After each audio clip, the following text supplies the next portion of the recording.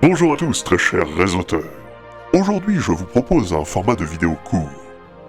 Prenons donc 3 minutes pour parler de la séparation de l'Église et de l'État.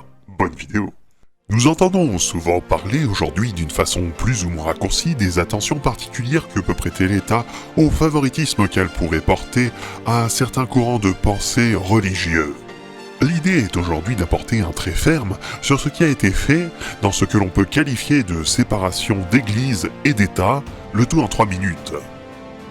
L'histoire de cette règle commence le 1er juillet 1901, où est proclamée la loi sur les associations. Il faut savoir qu'à cette époque et avant cette date, sous l'Ancien Régime, le terme « société » était consacré aux associations volontaires de personnes dont le but est commercial et celui de communauté aux autres. C'est à l'époque la royauté qui régissait la capacité ou non à pouvoir mener des actions de ce type. En effet, les associations qui n'étaient pas approuvées à cette époque étaient considérées comme clandestines. Suite à la mise en place de cette loi, toute association devra être déclarée, à l'exception des congrégations religieuses, pour lesquelles il serait désormais nécessaire de voir chaque dossier analysé par le Conseil d'État.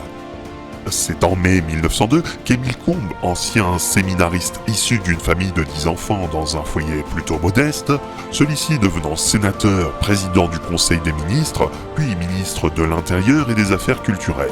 C'est lui qui participera à faire basculer des centaines de congrégations non autorisées dans l'illégalité. Il fera également voter une loi que je cite.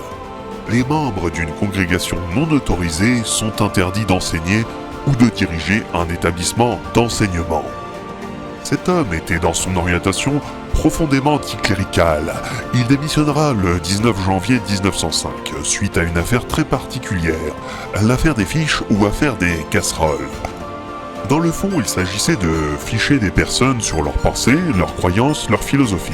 C'est d'ailleurs une méthode dont on peut régulièrement retrouver des émanations dans la société actuelle. Aristide Briand, succédant à Émile Combes, votera la loi de séparation de l'Église et de l'État. Cette loi sera adoptée le 9 décembre 1905.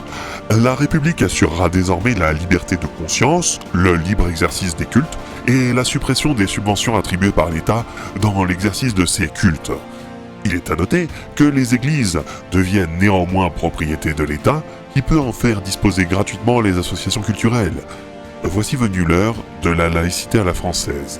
Dans cette histoire, j'invite chacun à compléter sa réflexion avec son propre chemin, et bien sûr à porter une attention toute particulière sur les données transmises, entre autres sur Internet. En effet, la loi de 1905 s'arrête à la frontière de notre beau pays, mais est plutôt difficile à appliquer dès lors que le web est sans frontières.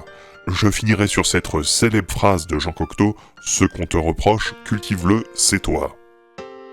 N'hésitez pas à partager cette vidéo, la commenter, mettre un pouce en l'air et à vous abonner à la chaîne.